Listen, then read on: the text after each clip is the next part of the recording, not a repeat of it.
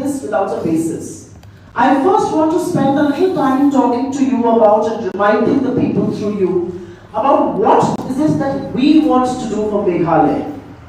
We are not alien to Meghalaya. We've run successful governments in Meghalaya. We've done much better on every parameter of governance in Meghalaya than anybody else. But just to remind you here that we are envisaging and we are talking about a 5-star Meghalaya.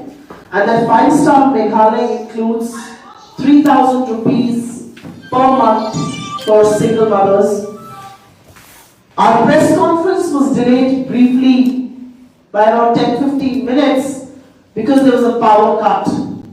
And this erratic power cut has been troubling people in Meghalaya, and the present incumbent government has found no solution to this.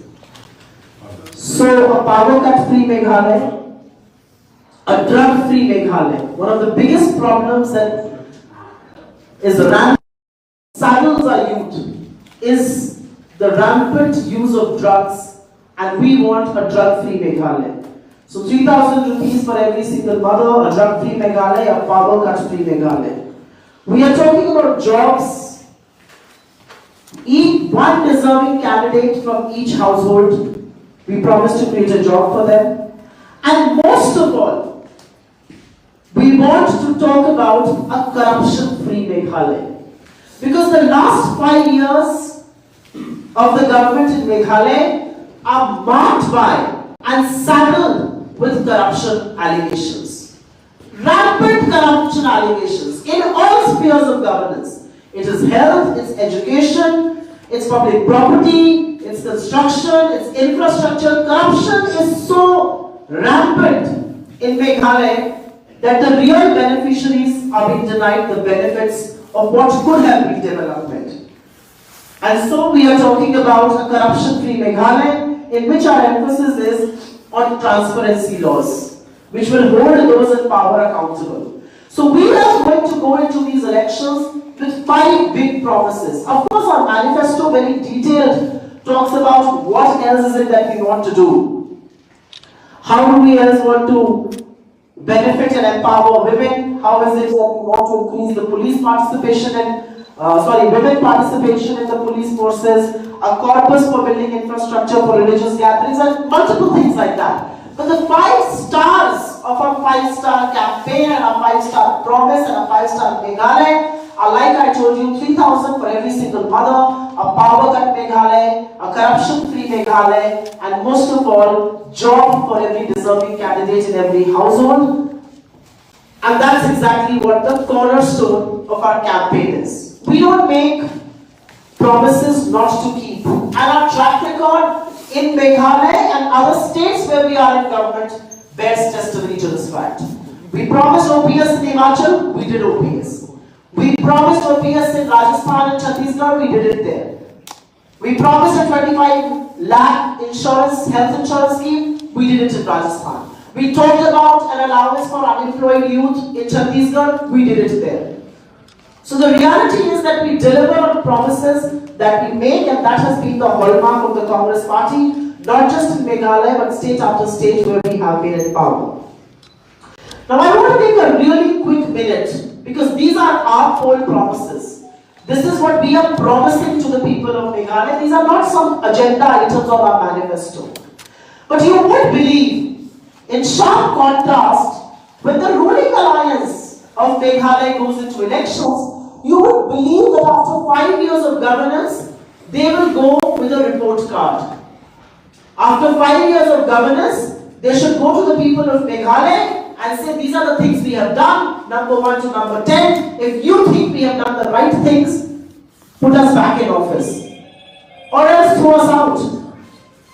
But instead of going with a report card, the ruling alliance, the ruling government, and particularly the BJP, with none other than the president of the party, making torn, false claims and promises and talking about yet another set of jumlas.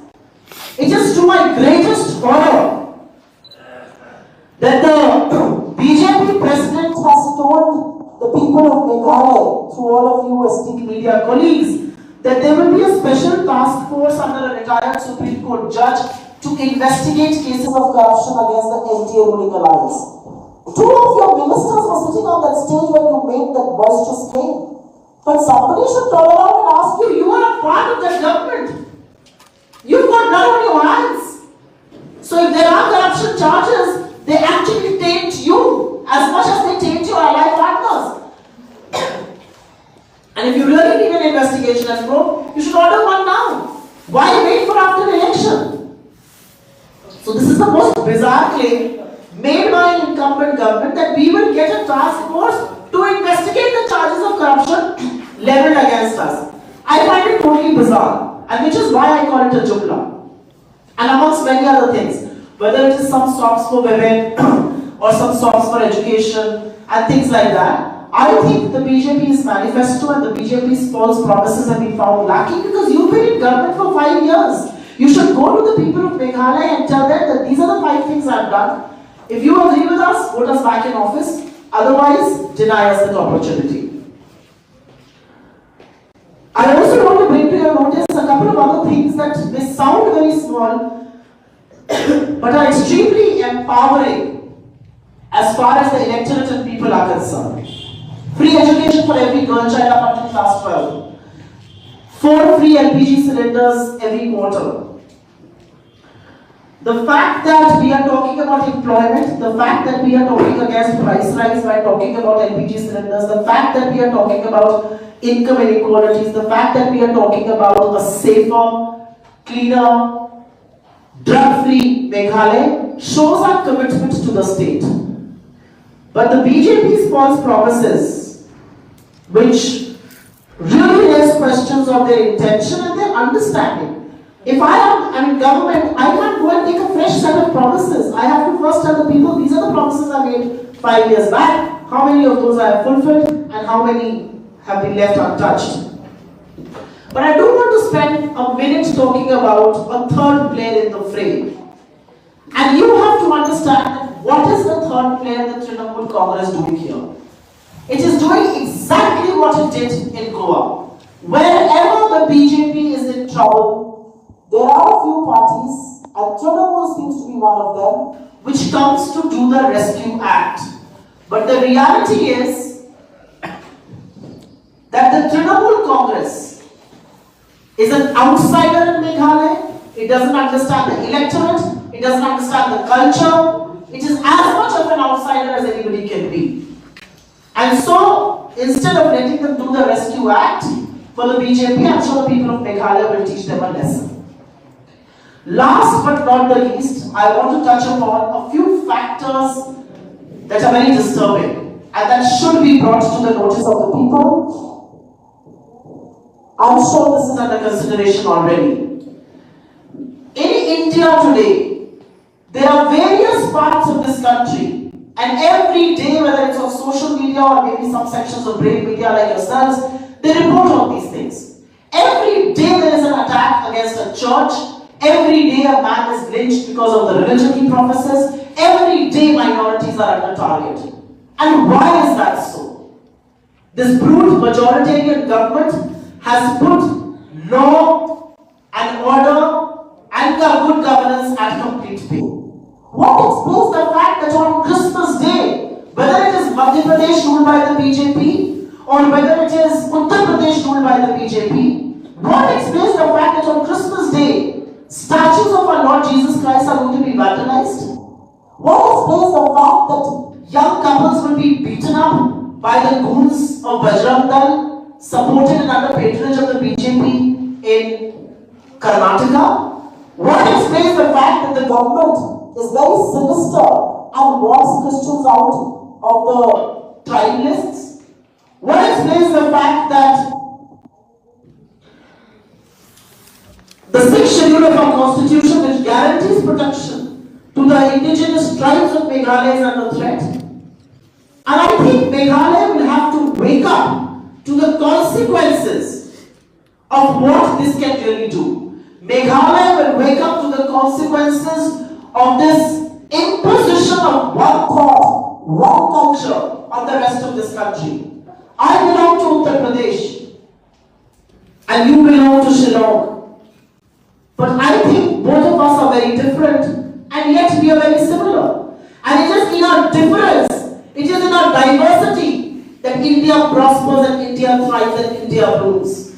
But to deny us our diversity, to divide us on the basis of how we look, what we wear, who we marry, who we love, what we eat, and who we pray before, or what language do we speak, the BJP has set a very sinister, a very dangerous plot in motion, and that will distort cultures in places like Meghalaya, that will distort the independence of practicing religion and culture in places like Meghalaya, and I think Meghalaya needs to wake up to the reality of something like that happening.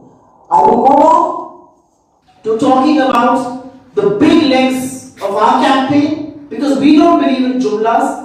When elected, 5 years later, we will go to the people with the report card and tell them this is what we have done, assess us on this, and of the many things, making Meghalaya corruption free. And corruption has been the great Meghalaya loot, if I may call it. From assembly dome collapse scam to the 860 crore COVID scam to the 500 crore Buda scam to the 650 crore illegal coal scam to the 149 crore Saubhagya scam to the 50 lakh rice scam to the excise bond cartelization scam to the casino scam to the friends and family of government contract scam and to the police purchase scam. These are 10 big scams, and this government is tainted, it is saddled with charges of corruption, and they have to come out clean.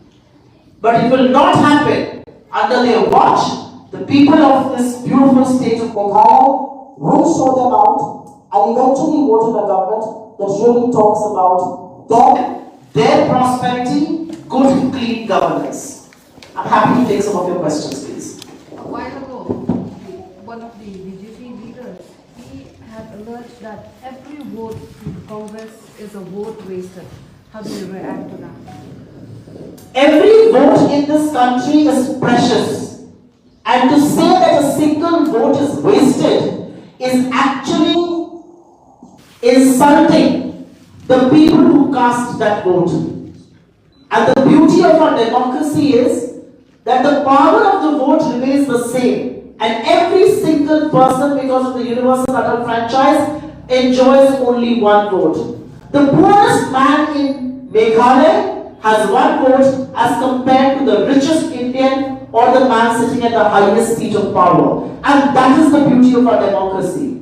So to say that your vote is being wasted because it is going to be cast against you is actually defiling our beautiful democracy, is insulting the people who want you out, is insulting the innate wisdom of the Indian voters.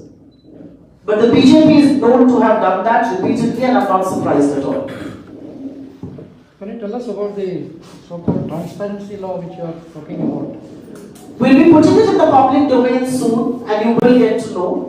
But given the number of scams that have erupted and that have saddled the 5-year tenure of this present government, of which the BJP is a part, and a very anchor part of it, because nothing explains to me how MLAs were making that switch, how the rampant horse trading was happening without the BJP using its money, muscle, and of course agency power. This government is saddled with corruption charges, and we will bring in a transparency law which will make those in public offices accountable, which will bring transparency to the bidding processes, transparency to the procurement processes, transparency to how a government or an executive should react when charges of corruption erupt. What we have seen in the past 5 years of this government is when charges of corruption have erupted, they've been brushed under the carpet and a brazen face has been put forward. Details of this law will soon be out in the public domain. BJP leader, he brushed aside a question on the uranium mining for Gerard Ramesh stand that he did not want to mine uranium. The reply was, he did not mention what is the stand of the sender. He only said that the concentrate on this election and win. But isn't that the classic BJP that when cornered on an issue, you just say this is not an issue of the election? Why is uranium mining not an issue of this election? I would like to know. They have a so-called double-engine government, and suddenly the engines start working in two different, start moving in two different directions when you're cornered on contentious issues. The problem with the BJP is that you are running a government with brute majority and brute authoritarianism, where even media channels and media houses like the BBC will not be spared, but you don't want to answer questions for which you are responsible. You are in power in the center. You are a part of the ruling alliance here in Meghalaya. You have pumped in money to poach, and now you want to say that this is not an election issue. This is as much an election issue as any other, and the BJP should be ashamed of itself for not talking about it. But the BJP has claimed that no government will be formed without its support. The BJP can claim that the sun rises from the BJP headquarters. Are you willing to believe that? I'm not. And so the next government of Meghalaya will be formed without the BJP, will be formed with the Congress being at the fulcrum of this alliance. Your MLAs were poached by AITC. What guarantee you can give that the contesting and winning candidates will not be poached by other political parties? I think the fraud, if I may use the word, and I don't use it disrespectfully, but I think those who were entitled and those who were playing both sides and those who had ideological commitment issues are gone. Those really committed to the Congress party, and some of my colleagues here have stood with us through thick and thin, are sitting here and bearing the flag and are torch bearers of the Congress here. So I don't think we'll see a similar problem. I think every election, every electoral process throws up fraud, and the fraud has gone away. And those really ideologically associated with us continue to be, and they're not going away anywhere. Don't you think that tall leaders like Nicole Samba leading the Congress is still a setback to the party? You may see it as a setback. I see it as an opportunity for young, new faces to come forward. And look at the number of tickets we've given to first-timers. Look at the number of tickets we've given to professionals. Look at the number of tickets we've given to people who are ranked outsiders in the political system. We've actually thrown open our electoral politics to new people, to people who want to do something afresh, to people who are brimming with new ideas and confidence and the zeal to do something for the people. So I think every exit also makes way for young people. And I have nothing personal against the gentleman that you put in question, but what is your ideological commitment to make a 360-degree turn? I don't get it, and I think every exit makes place for new, fresh faces, fresh ideas, fresh candidates, and younger people in politics. So their agenda now is Modi for Meghalaya. Are you also projecting Sonia for Meghalaya? Anything like that? Modi for Meghalaya. Modi was there for the last 5 years also. What happened to Meghalaya? Meghalaya lacks on most of the human development indices a lot of the northeastern states. Why? What has the Modi government done in Meghalaya in the last 5 years of being in governance? Mr. Modi has now been in power for the last 9 years, don't forget that.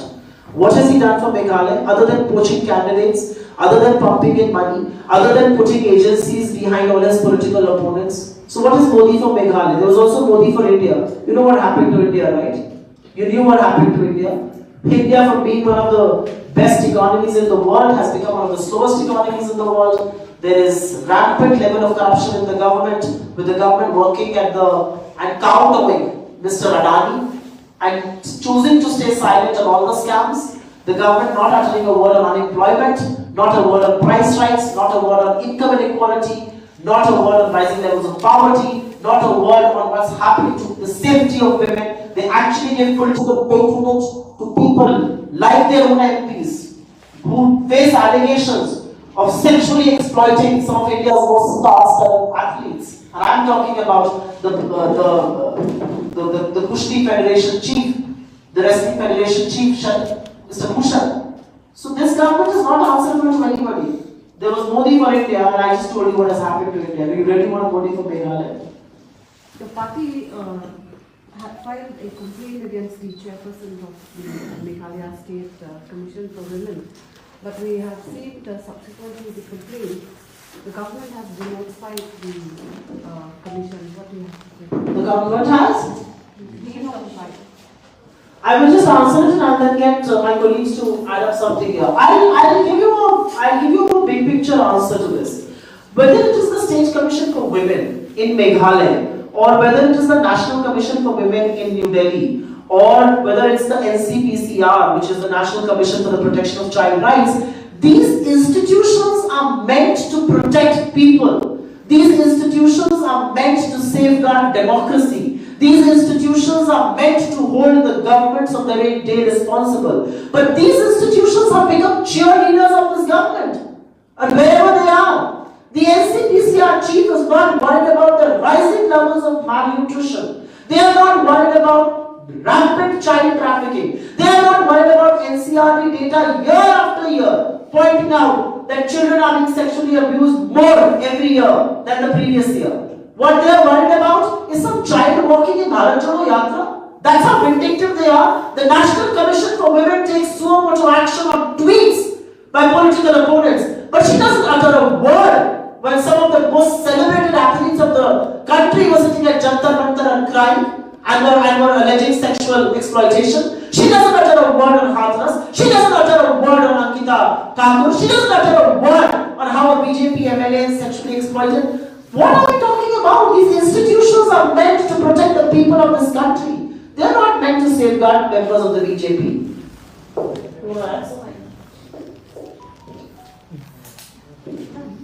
Right? Thank you very much.